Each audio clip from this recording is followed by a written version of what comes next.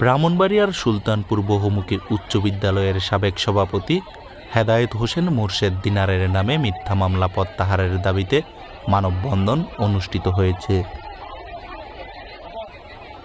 আজ দুপুরে ব্রাহ্মণবাড়িয়ার সুলতানপুর বাস স্ট্যান্ডে মানববন্ধনে বিদ্যালয়ের শতাধিক শিক্ষার্থী অংশগ্রহণ করেন।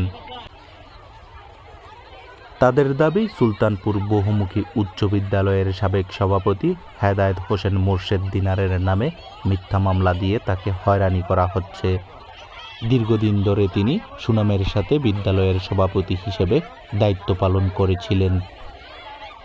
তাই অনতিবিলম্বে মিথ্যা মামলা প্রত্যাহারের দাবিতে মানববন্ধনে অংশ নিয়েছেন শিক্ষার্থীরা।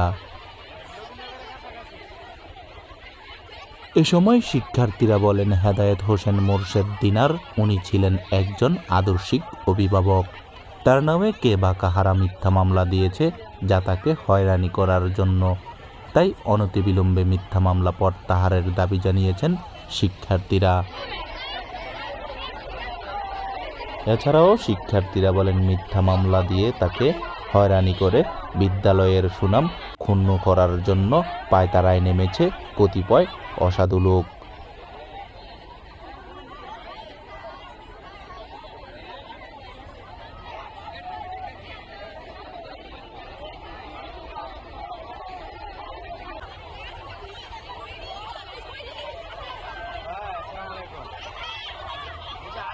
আপনি আয়েন না বললে মানে বেলে হইলো, কালো পাইলো হইলো